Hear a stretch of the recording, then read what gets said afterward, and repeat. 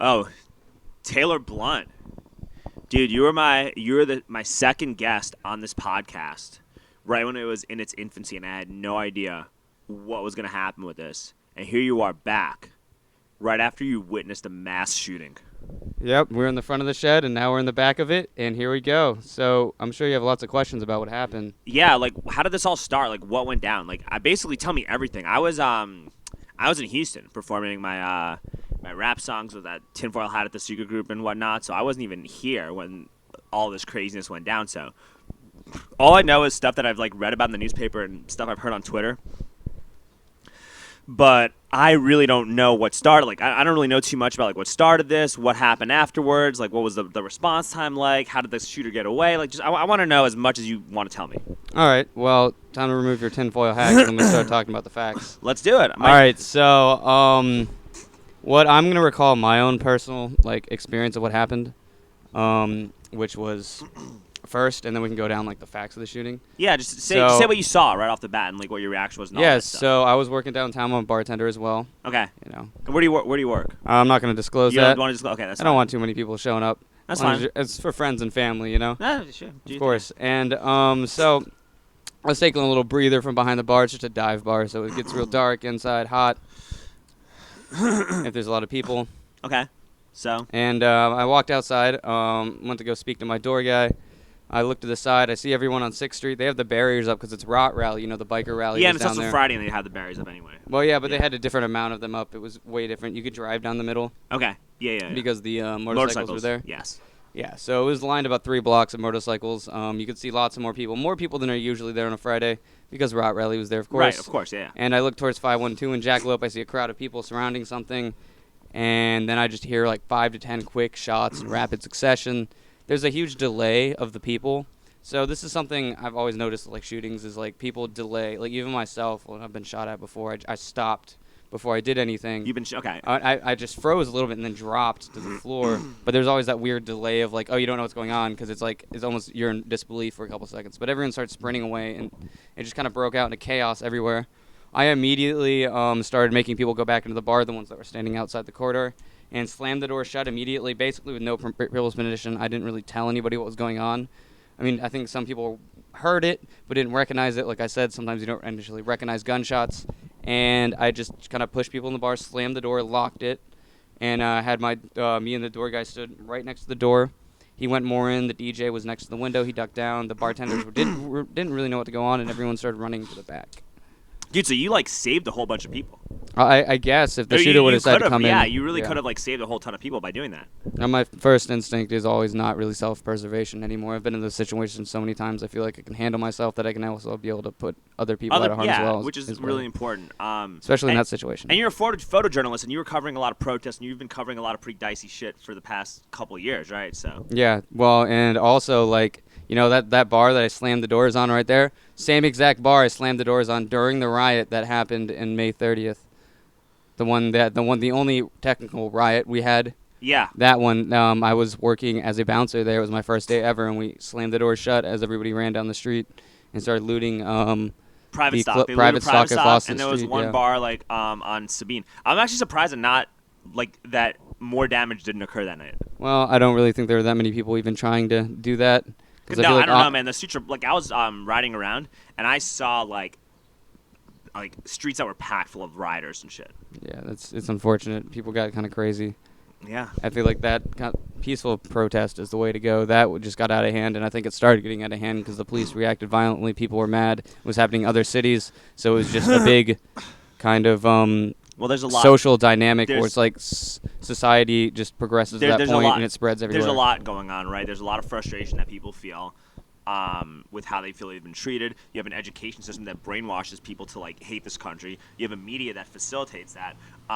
You have COVID lockdowns where people were stuck in their house, not really getting much sun or really socializing or communicating with one another. You saw this horrible thing that happened, which people got justifiably extremely upset about. And there should be consequences for the guy who did this, which it looks like there will be, which is good. And everything kind of came to a head. And then you also like saw piles of, not so much in Austin, but like in other parts of the country, you saw piles of bricks laying around in like random ass places. Yeah, who did that? Do you have any idea? No, I have no. The only information I ever heard about that is they never found it out. But really. it was odd. But I know there was footage of police watching the brick, so obviously they were looking at what's going on, and no one used them anyway. So. But it was the whole situation was odd. And then when you saw like the looting and the destruction of like a bunch of small businesses, right after businesses were forced to close because of a virus that they had no control over, it didn't like do this movement any favors. Is what I think. Yeah, neither does agent profiteers. People who just try to start something, especially when there's a peaceful movement. People try to particularly start violence. I think here in Austin we have like a little cult that likes to do use their or spur revolutionary spirit in people by causing just problems with the police that get people attacked. They did it a lot of times last year. They would cause problems, then retreat, and let all the regular people who were protesting, usually peacefully, get arrested. Yeah, we're going to talk about those people later, but I want to like first talk about the shooting because that's like the of course. like topic so of discussion. ask me a couple. So things. you heard the shooting, you saw a crowd, and then you put everybody in the bar, as many people as you can. What was the mood like after all that shit was going down? People were terrified. There was a couple women crying in the back. People were hoarding into the bathroom. People were trying to get into the back. We had a biker group in there as well, who they were calm. Everyone else was panicky. I think the bikers, they seemed like they had seen some stuff before, so to them it was nothing. Yeah. Were there any like pedicab drivers or like any drivers that were just giving people rides out of there and shit? Not that I remember. Okay. I was not paying attention to that. What? DeWitt gave people rides out. He was doing Lyft and he picked people up. DeWitt? Yeah. He's I don't know if I met him. I've never met him. Have I? Yeah, I don't know who that guy is. But that's crazy. And so I also heard that like EMS was not able to get to the scene. Like it was all cops that were like rescuing these people and taking them. Yes. So what was the deal? Were they taking them in the police cars to the hospital? So what I saw is I was mostly inside the bar dealing with those people, and then I went outside the back to actually look. I just basically left after it happened out through the back because I wanted to know what was going on the street. Right. Yeah, of course. And I witnessed the police take a single, it was like a white male, maybe in his 30s, to the ground next to it's like the rock and roll store, I think it's called. Okay. And they put him down. He had a gunshot wound to his right rib. Yeah. And they just started preventing measures on him. It seems like there's always a lot of police officers in down there, on 6th Street during those times. Which there should be. There should be. Just in case stuff happens, because there's fights that break out all the time. Yeah. So understandably, the police force are going to be there. So they were going to be the first responders. When it came to the ambulance time, I can't speak on that. I don't know. That wasn't something I paid attention to when it was happening. It's also very difficult, based on how the streets are structured with all the barricades, for an emergency vehicle to even arrive on the scene when something like that goes down. Just like on Rainy Street, if something like that, God forbid, happened on Rainy Street, there'd be no way for an emergency vehicle to get through because of all the Uber and Lyft drivers that clog the roads up. That is so, true. Like, if God forbid that were to happen and I was pedicabbing down there, the person would have the best chance of not dying and getting to a hospital safely by me taking them there. Like, I recall you doing this during the protests as well. I tried to give people rides out of the I tried to give people rides when Garrett Foster got shot. I was trying to give people rides out of the situation when like there was a big tense standoff with like the police and whatnot. And I was there for like an hour and a half. I wasn't like talking shit. I wasn't doing anything people like accept the disrespectful. rides? No, nobody accepted. Maybe one person Well, got a ride after wanted like an to be hour. there, man. I know. That's what I figured, but I wanted to at least do the right thing. So if somebody wanted to get out of there, if it was too much, or if they didn't want to get arrested, or whatever the situation was, I was willing to offer people rides out of that situation in order to be safe. That's noble of you.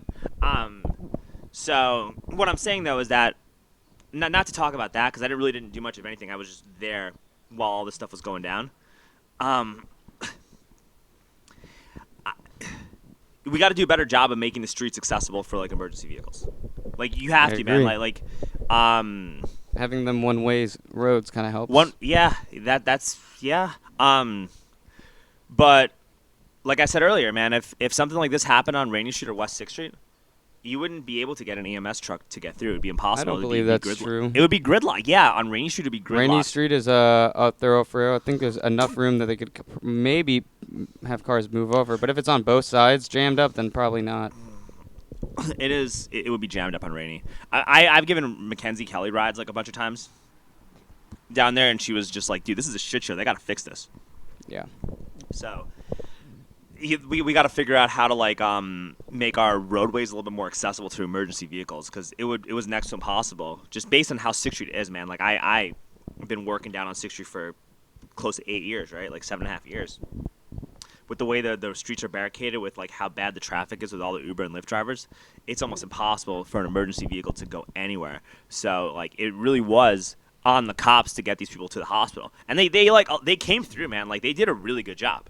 They were very quick to respond. They did like an excellent job, man. And there's been so much shit that cops have been receiving this past year about how they've handled certain cases, and some of it's justified, some of it isn't, right? And what's justified is extremely justified, right? But it is good to know that like they were doing something that was extremely beneficial to the community, even though it was under really tragic circumstances. Well, I mean, they were the people who could provide support immediately, so they were there. And they did it, but they actually did what we pay our police to do. Yeah, in some Which is instances protect they us. don't. But in this instance, they actually did what we Yeah, paid them for. Like good. they accomplished what their utilitarian value is in our society, and I think that we got to do a better job of like showing love and appreciation to the cops that actually helped save these people and get these guys to the hospital. Because you saved like so many lives by doing that. You know what I mean? Yes, I do. And like, not to go on like a rant or anything like that, but like, you know, we all know the name of the cop who shot Mike Ramos, right? We don't know the names of the cops that took these guys to the hospital. I think some of them got interviews, but it isn't usually as blasted in the media because it's not something that can spread fear with. So Exactly, but I mean, there's got to be equality with that, right? Like, well, bloodshed we should know is these sells. guys. Okay, fine, but then we should know the names of the cops who saved these people, man. Like, these guys should be getting parades at City Hall, or at the very least, they should be invited to speak to spend the day with a council member or with the mayor, or do some kind of something ceremonious, even if it's a small like little gesture, like just to balance out everything that's been happening, and also just to show respect for people who have been saving lives, man. Like, just like if a bunch of EMS workers did that, you do the same thing. If a bunch of firefighters rescued a bunch of people from a burning building, you got to show love to these people, man. Like, they put their lives on the line to like keep us safe, right? And in this situation, that's what actually the cops did. So you gotta show love, like, in order to make these departments actually be at their best. I kind of agree with that. Yes, but I mean, I have seen police do some intense stuff, especially here on Monday. They did some interesting stuff. But I will say at this point is a demoralized police force is not good for anybody. I agree, yeah. And I think that we have an extremely demoralized police force, and I think a demoralized and an underfunded police force will A, lead to more crime, right, in the short term, and B, lead to fear-based reactions as a result of more crime, which will ultimately lead to, because the budgets are stretched thin and the police force is so demoralized, and the local involvement with the police is like next to zero, it'll lead to like a nationalized police force, or a police force that starts operating on national standards instead of local standards. That's been teased by the governor, but he only did it with the when he's going to use the federal police, right? Right, because of how Did he actually go through with that? I don't know, but it doesn't seem like it kind of too bad. But when you have like a police force that's like stretched thin as a result of what happened all summer, and you have mayors who don't really care, don't seem to want to help the police during the situation because of whatever political leanings they have, you're opening the door for like federal police officers and federal agents to come in and like replace them with their job, man. And that's like the opposite of what these activists want to do. It seems like your agenda is to fund the police more, honestly, Alex, if I have to say anything. What do you mean? Well, that seems like what you're kind of asking for. Is to fund or defund? To fund them. We to have add to. more funding. You have to. There's no choice. Even though it's They did just open up the new cadet class. Which is good. It's good. But we also got to make sure that there's local involvement in terms of what that cadet class, like how that cadet class moves forward and what the standards are. I did see a picture of them at Camp Esperanza recently, which was formerly known as Rat Camp, which is a state-run homeless camp. That's good. I don't know exactly what they were were doing. also doing stuff at Mobile Loaves and Fishes. That's really good. They were getting involved with the community. Like, that's all good stuff. Yeah, I mean, I saw a lot of negative stuff recently from them. What, from Mobile Loaves? No, from the police department in the homeless community. Yeah, like, you want to share? Yeah, on Monday they arrested 7 activists in front of City Hall who were protesting the Clearing out the camps and all yeah, that stuff? the Okay. Prop B. It appeared after the Prop B happened. The thing was, the city had told them that they can camp in these places, that they put like blue tape down, like set your tamps up here, and then randomly, quite quickly, they told them that Austin Java can't be blocked, so they had to move the tents away from there onto the street. And now moving those tents onto the sidewalk, it then broke the city ordinance for them to camp on City Hall, because that thing's been there since like Occupy Austin. Yeah, no, sure. And I want to say some counterpoints, but I want. yeah, I wanna finish. I'm not finishing my Okay. point. I have a long point. So No, go. next, they told them that they were going to arrest them at 10 p.m.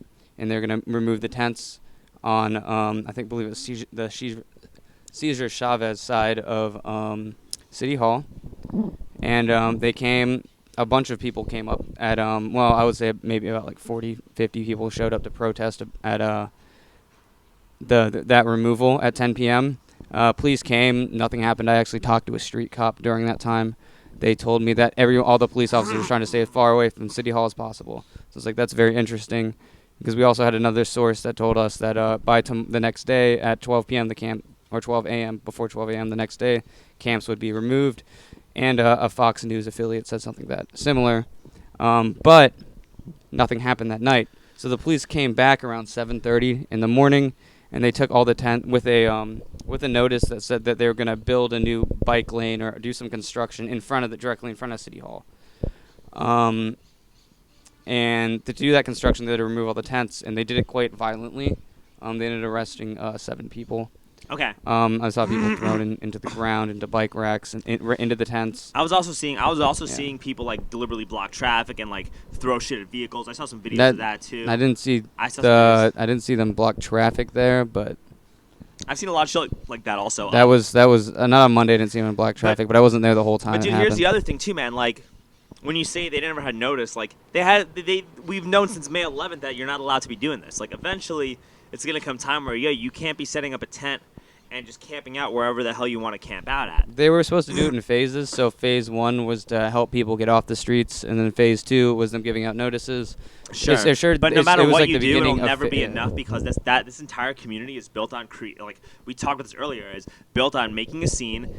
Those are not the same people. But that's just like an. That's not the same people at all. This is an activist way of doing things, and it's not like a bad thing. It can be effective in a lot of The ways. people who were living in the tents were actually homeless people. Were they? It wasn't I thought there was a whole activists. bunch of activists that were there in No, solidarity there was with them. some. There was some that were there in solidarity that provide like food, and like some that would sleep there. But they've been working with homeless people for like years. So this was their family. They were I with. didn't know that, man. I thought that this was So- just activists that were there just trying to like make a scene No, and do these this. were actually people's homes that were taken away. These are actual homes. People, yeah, I knew an artist who had all his art and stuff in his tent, and when he was helping someone else move their tent, they took his tent and they said they were going to store it. And that's what they always say, because they're supposed to take their stuff and store it if they arrest them.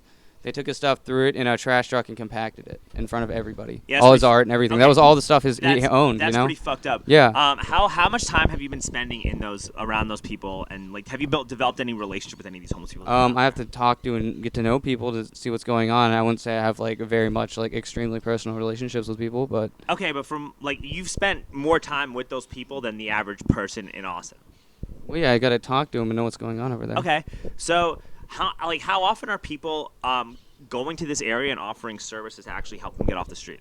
Quite often, I would say a couple times a day. Okay, so And it's people are- usually not state run. It's like it's other mutual aid groups that do that. Okay, well, what are the services that are being offered? A lot of the state run ones were like had to do with like God, I don't remember the entire list, but they had ones that were a lot of like Christian based services, like church based services, Okay. and some rehab ones, and Yeah. that was all I really remember No, from the sure. list. My question though is from the I could go local, through my the notes, I local would be able stuff, to tell not you. the church stuff, right? Like, what were the services that they were specifically offering these people?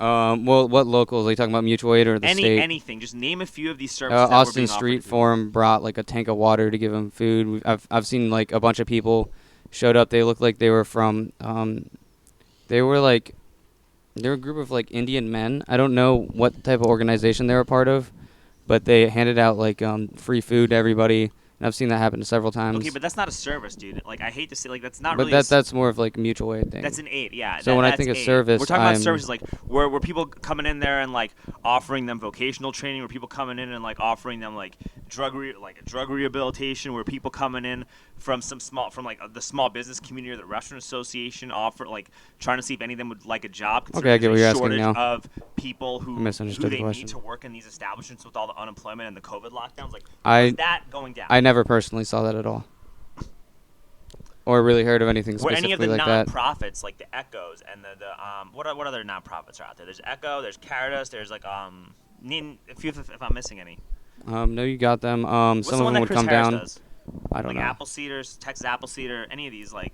There's so many that people where come any of these down. Yeah. advocacy groups coming in and trying to like offer services to like get these people to transition themselves to like finding a job or like doing some kind of drug rehab or mental health counseling or anything along those lines. I personally didn't see it very often. The ones that I did see, I can recall exactly who they were. I know specifically the people who started putting the tents there, Little Pedal Alliance, were the ones who were actually helping people get homes, though, and get off the streets. Like what kind of homes? Like tiny homes, or like was it like, They hey man, started we're hotel gonna move you rooms so into a people hotel could in get- like a room in the Candlewood Suites? Like what? It was like a hotel thing, and then like get jobs after that. Okay, well that's And most of those people had jobs too. There's a lot of people who weren't there. Their tents were just out there unoccupied and getting thrown away because they were at their jobs. like what were their jobs? I don't know. I mean, because, like, what are you doing with your life, right? Like, if you have a job, and I know Austin's expensive. I'm not trying to sound, like, insensitive or, like, a dick or anything like that, right? It's quite expensive. It is. But, like, the idea of having a job and not being able to, like, afford a room with, like, a few roommates is kind of it's still a crazy notion.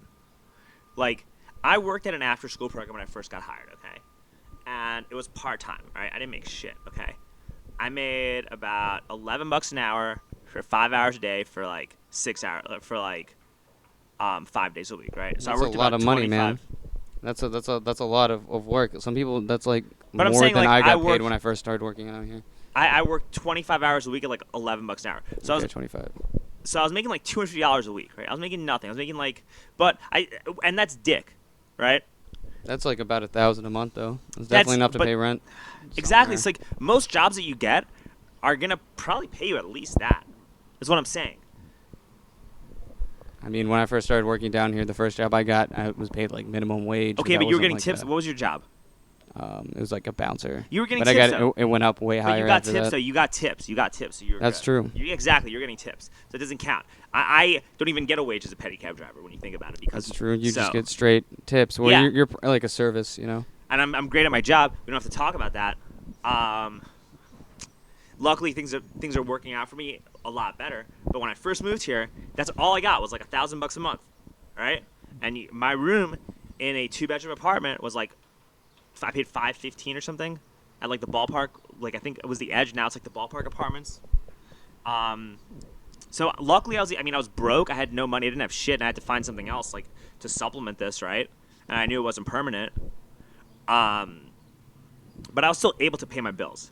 And then you want to talk about like affordability and all this stuff, right? Like these same people that the same city officials and city hall insiders that are talk about, oh man, it's so difficult for these homeless, like people have jobs, they still can't pay their bills and do this. These are the same people that were like okay with Project Catalyst and Oracle building a new domain on Riverside where these affordable housing units that I lived in when I first got started used to be. Who specifically are you talking about? I'm talking about Pia Renteria, I'm talking about Mayor Adler, I'm talking about Kassar, I'm talking about every single person in the city council that approved the zoning like changes or whatever it is for Oracle to build a fucking campus where the ballpark apartments used to be. Okay. I would think people would call it like gentrification or. That's corporatization. literally gentrification. Yeah. Like you're approving these massive gentrification projects to benefit There's a another- select group of ultra rich people. And hey, man, if you're gonna do that, whatever, you're gonna do it. But then to talk about how you care about poor people and how you care about helping the unfortunate and do all that stuff, it's like everyone can just see through that hypocrisy. Like it's so easy to see through that, you know? Seems like you're really ragging on city council members. A lot of them, like, I guess you got a lot of heat on government officials. It's good to keep them Yeah. But accountable. that's what I'm though. saying. That's what I think this homeless thing was more than anything. It was more of a protest against the city council than it was against the actual homeless. No, I think it For was. me, it was. I think For it was. me, it was. For For you, me- but you for weren't me. there. You just saw it from the outside, kind But of. bro, like you But when gotta. I actually talked to the people, it first started as like a a protest against the Prop B, and then people just started moving there and just moving their stuff there. A lot of them told me it was because it was much safer and like they knew everybody, because it was much more of like a family thing because everybody And that's were good. friends. All right, and it was good. much safer. But then why don't you use that family environment and figure out like how they can help each other get off the fucking streets? That's what they were trying to do. But then how come these aid groups and Echo and these nonprofits, why aren't they going out there right now? Because this tent stuff is temporary. It's not going to be there forever, and it shouldn't. Yes, right? phase 2 has already started. Okay. They started giving people all right, notices. So then you're doing all that. Like, why weren't they doing that in phase 1, figuring out a way to, like, get these people jobs in, like, the restaurant industry where those industries desperately need workers? Why weren't they, like, going in there and trying to, like, provide, like, rehabilitative services or mental health counseling on those tents? And why weren't they, figuring out ways to like get some of these people into housing if it was feasible? And maybe they were. I don't know too much. I'm just asking you, like, why weren't they doing it? And if they were, what were they doing in those departments? I didn't see every single moment there, but I would hope the city, that was part of phase 1. I hope the city was doing more of that, but it seemed like they weren't really doing that much. It didn't get too many people off the streets. And now that we've hit phase 2, they're just gonna. Because I don't think that's what they want to do, man. Because when they get when these people go off the streets, and when these people find like an actual place to live that's not subsidized by the city, it's not like the Candlewood fucking hotel or any of that stuff, which the community doesn't seem like they want to do it under any capacity. And I'm not. This is not my opinion. This is just what I'm saying based on talking to other people, right? Like, but if they're not doing that, right? You know, and these nonprofits get more money based on the amount of people that they get off the streets. Well, the more people that are on the streets, the more people you get off the streets. The more this problem gets worse, the more like your cronies and your homeboys at the fucking big nonprofits get paid. And like we had $70 million or $60 million allocated to homelessness last year. You know how much of that money's been accounted for? Not a lot of it, like half honestly. Of it, I remember like half, during yeah. I remember during one of the protests, even the activists were calling that into question. Exactly. And then our city is like talking about how they care about the unhoused and the homeless and all this shit, right? And then where are they at when the homeless are setting up tents right outside their own office? Where are they? It's not really out there. They only sent like police and like city staff They're members, not the there, actual. bro. They're fucking doing meetings on Zoom in their underwear. The only person that's actually out there interacting and seeing these people is Mackenzie Kelly, who they fucking hate. Well, yes, because she's Republican and they blame her for the Save Austin Now thing. I mean, she played a big role, but it's like you got to understand like that this whole homeless movement, this whole pro-homeless stuff, it's like just rooted in such blatant hypocrisy, man. And I think a lot of people I don't think so. I think there's like a legitimate barriers for people getting homes, and like you see it happening in every major city. There's underlying issues that are causing this. It's not just people buying up don't want to. Houses too. Well, yeah, There's cities also, like those giant shit, investment groups. Well, I think one of the reasons you see a lot of homelessness happen is like once housing scarcity happens, like the whole BlackRock thing, where they're buying houses way over value, like hundreds of thousands of dollars over value, which we see in a lot of other cities. The BlackRock specifically brought stuff in Houston, but there's other corporations. They're going to be doing it in Austin. What's our city doing to stop that? No, but I think when it relates to homelessness, you have people who are like high-level renters, like high-income renters, start renting middle-income renting areas. And they start the middle-income start renting the lower income, and then everyone gets pushed out the bottom who can't afford anything else because there's no more lower income because everyone who's medium income is now forced to buy lower income because there's not enough housing to go around. Yeah, but even if we build more housing, what's going to stop BlackRock and these investments from just buying it up anyway? Laws. What laws? Passing laws. They circumvent all this shit anyway. Well, then what are you even suggesting? The only thing that you could really do is to have a push to have a legislation put through to ban this. So they can't do this. You have to ban something like that, and you have to ban foreign nationals from buying property in America, and you have to ban. You have to, and you have to like either ban like hedge funds and multinational corporations from buying up like single-family homes, right? And renting it out for people. Unless you want to zone it for like an office, I mean that's different, right? But like to buy up a single-family home and like start renting out homes and buying up real estate for the sake of owning real estate as a firm, that's bad. And it doesn't seem like the progressives or the communists or the socialists or any of these groups that are supposed to be outraged about it are doing anything. The people that I know that are the most outraged are fucking right-wingers. That's what I'm seeing on Twitter, man. Maybe I'm wrong, but I just want to know, like... I've seen it from both sides, but I've seen both sides kind of outraged, but it's not big enough. But it's got to be coordinated, man. It's like, all right, sides. Listen, man, like, let's say you're a member of the Democratic Socialists. You should be fucking furious at seeing this shit, right? Let's say Of course, I think anyone should be mad at Everyone should be corporations mad, right, creating okay. a permanent renting class. Yeah, it's fucked up. Okay, so like, let's say you're in the DSA and you're furious and you're pissed, right? And let's say you work for Infowars and you're also furious and you're pissed.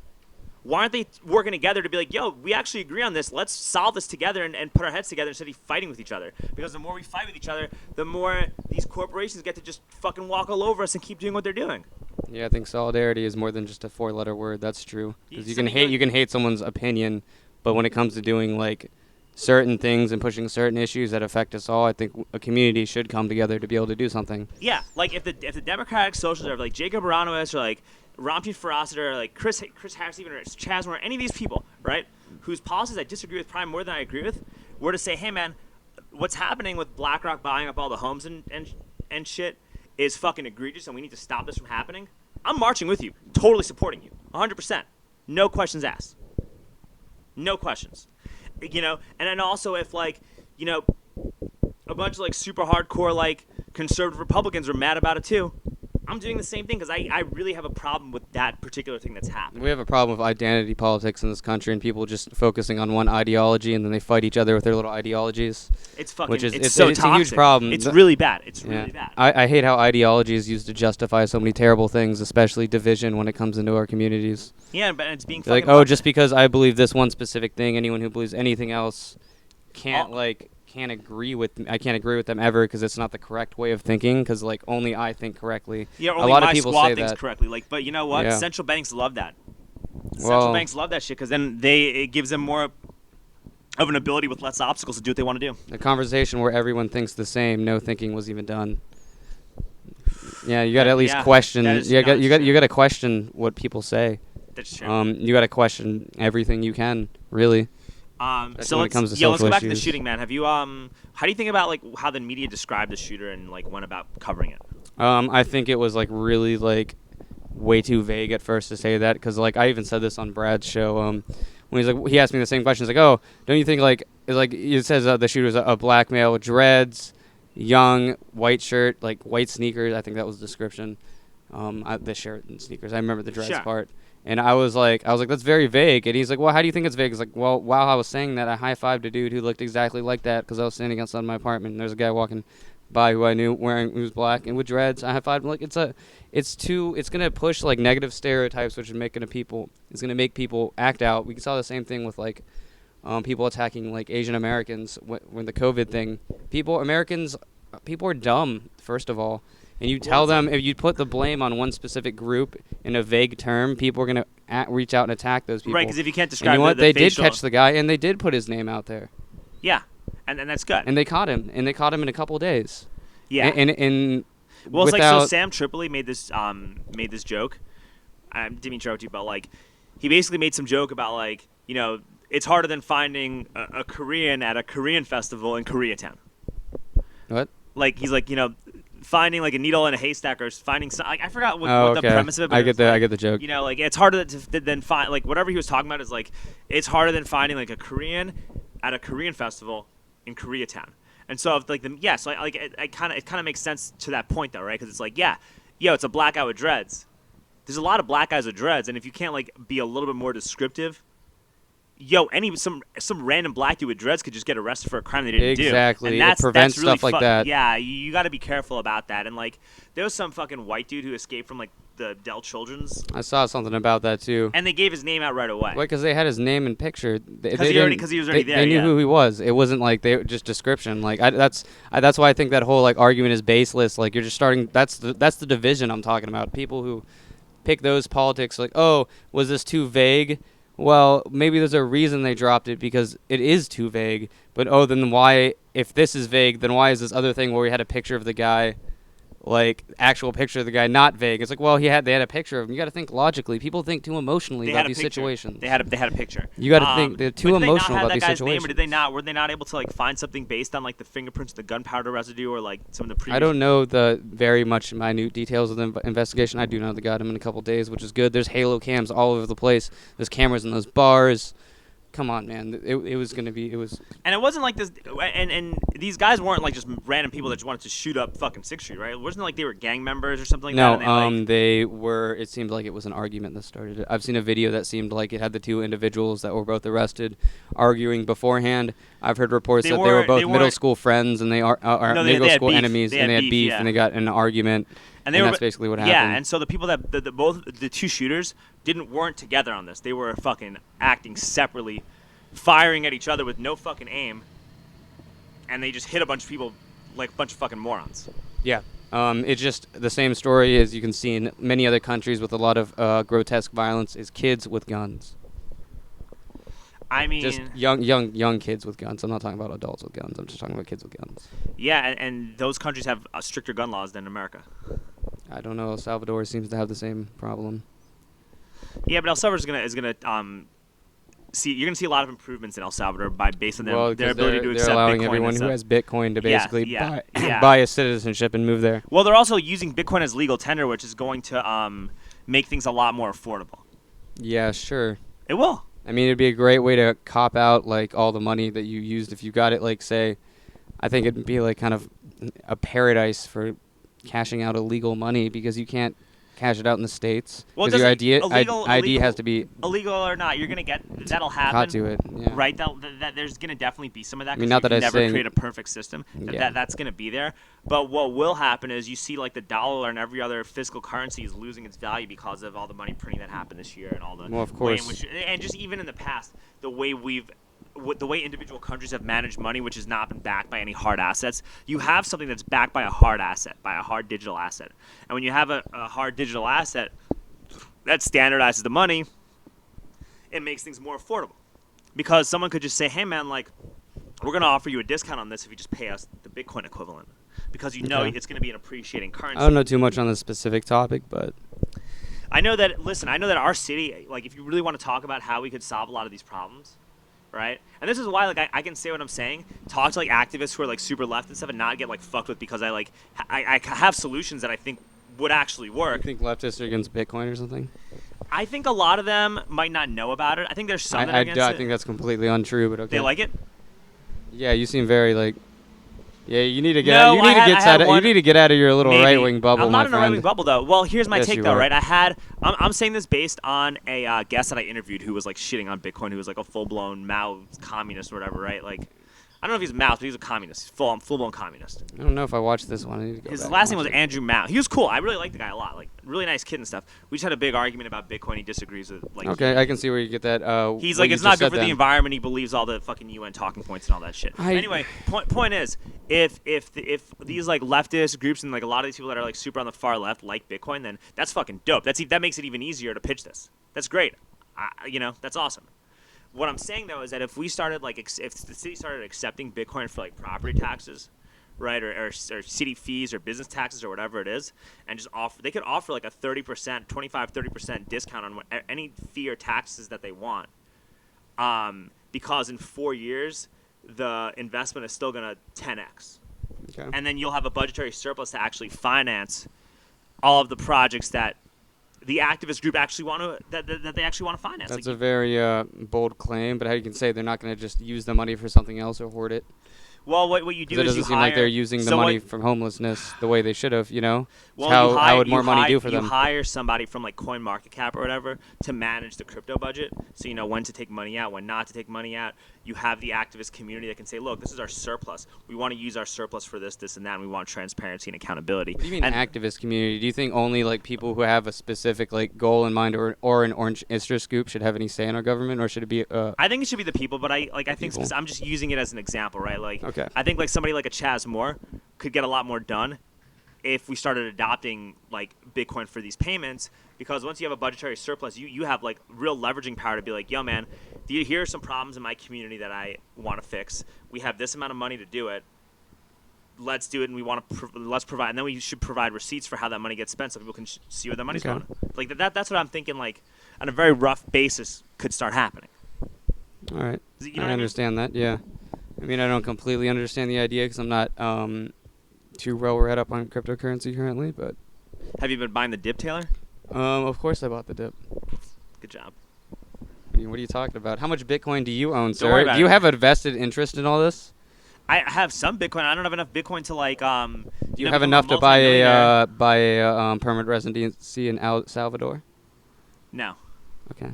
I do not have enough Bitcoin to buy Unfortunate. permanent residence in El Salvador. Shake Sad. my head. Sad. But I do accept Bitcoin on my Pedicab, so you know. Oh, nice. If you guys How wanna much help is it? facilitate.